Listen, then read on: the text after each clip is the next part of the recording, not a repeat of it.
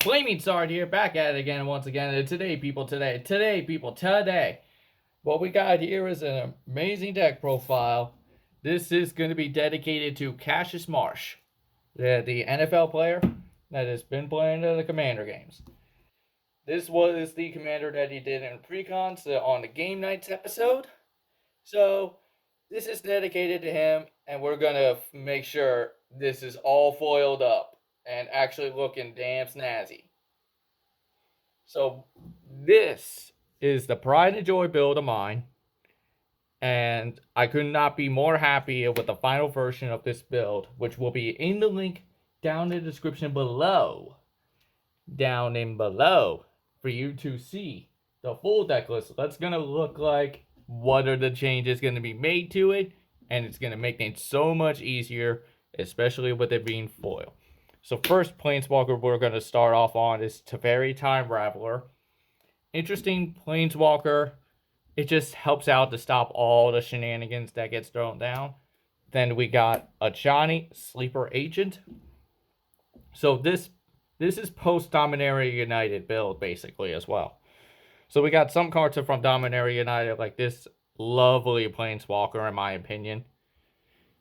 Definitely really good because they can +1 to reveal the top card if it's a creature or a Planeswalker, put it in your hand. If not, goes to the bottom. Then we got the -3 to dispute. 3 +1/+1 counter, so up to 3 target creatures, then gain vigilance till the end of the turn, and then the 6 to get the emblem with. It is really lovely in my opinion.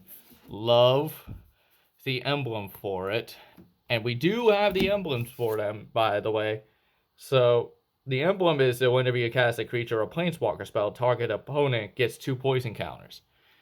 So this deck is mostly just take advantage of this ultimate and go crazy. To where we can even go infinite eventually to give infinite poison counters to our opponents.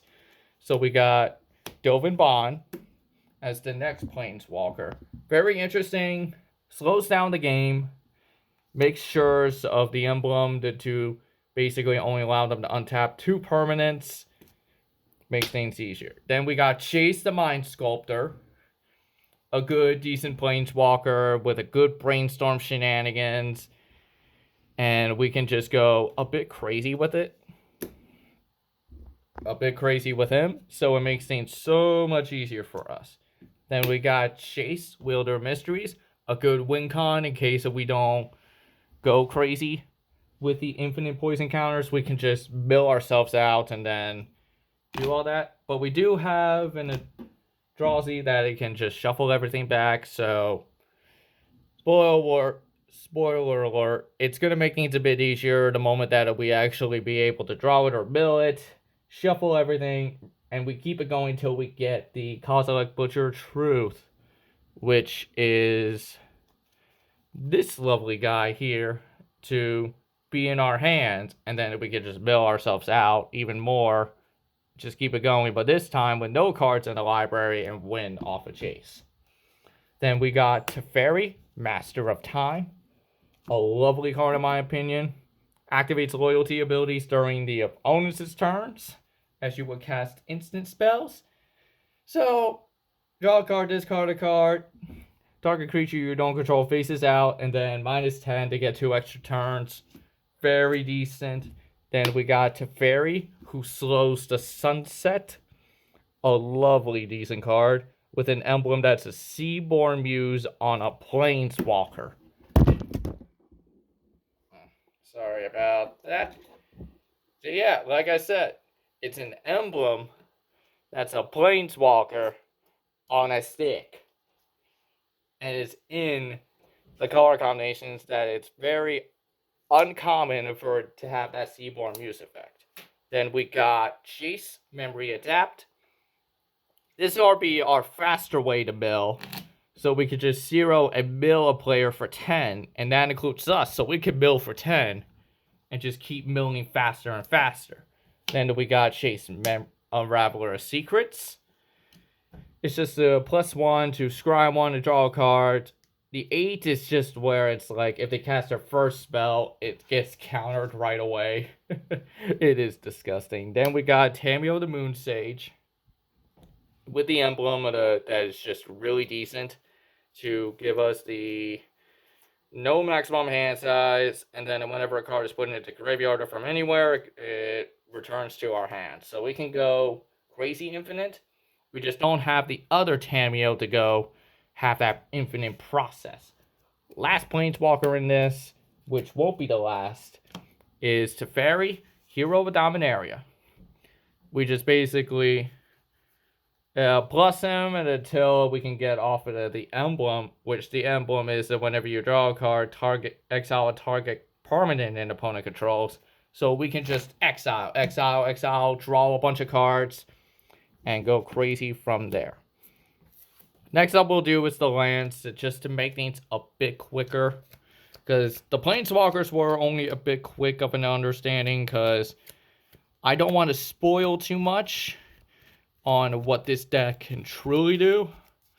And as well as knowing that the land base is going to be different by the time we get this deck fully completed.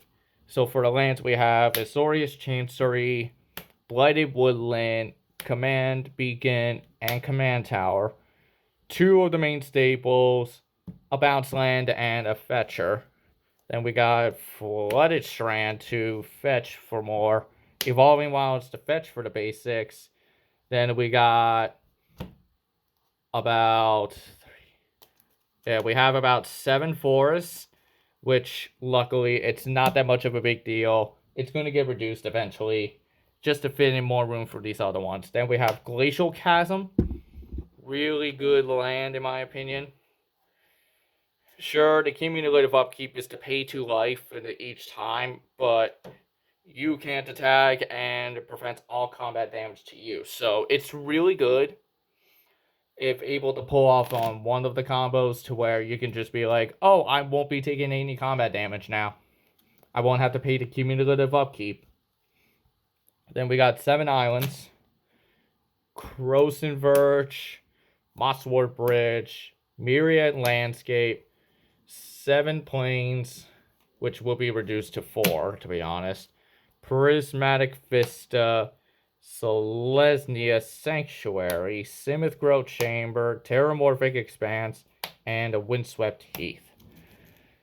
So I do apologize for going a bit faster for these, but I had to for a reason. Considering that we're just trying to get everything in processed order to make things easier for you guys. Next up on what we have is... So next up we have Soul's Attendant and Soul Warden. 2 decent cards to just gain a bunch of life. One is of a May, and the other is just you have to no matter what.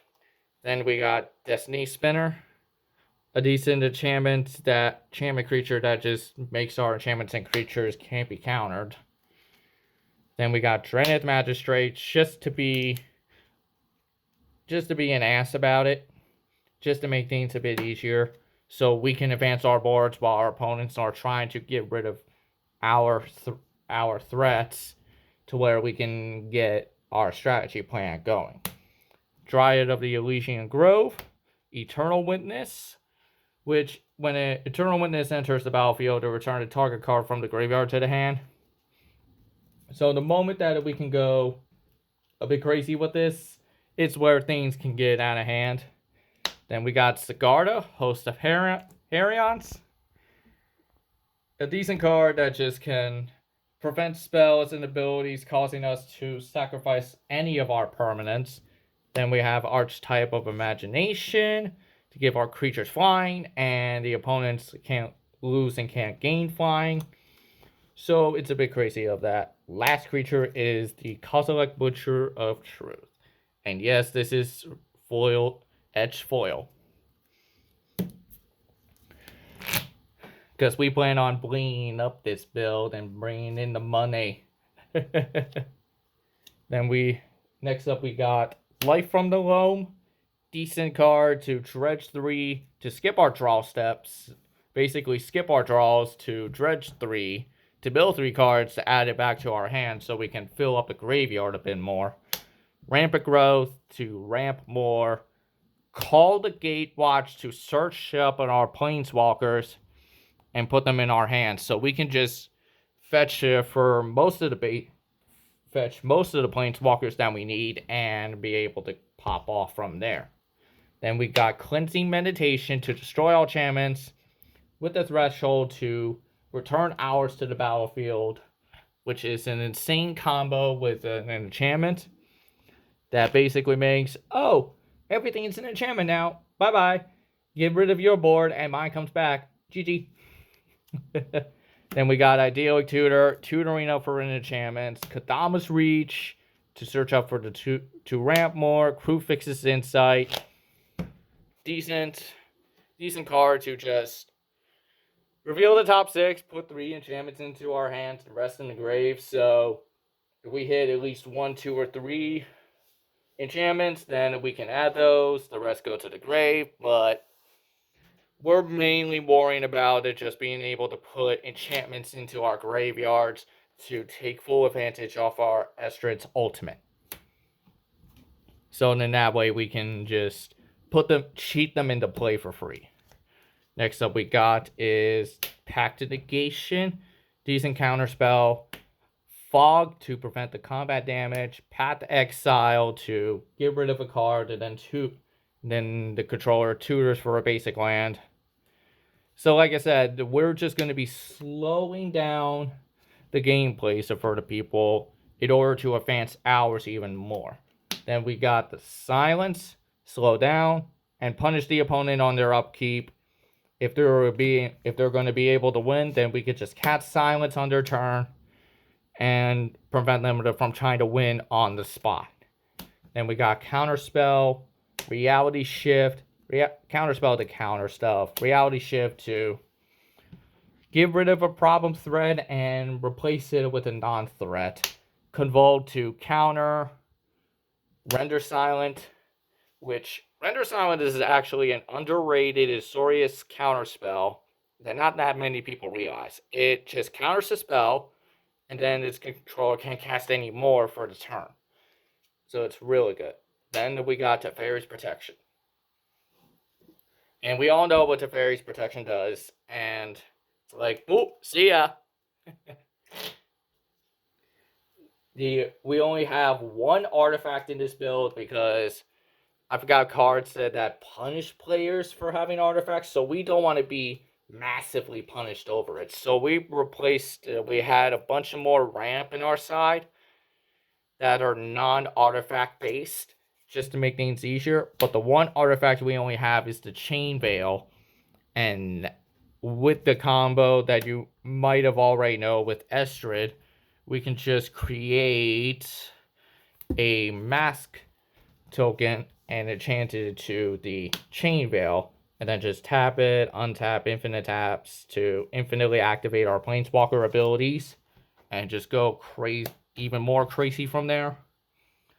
Which can make things so much easier when we got those down in the line and everything under the sun.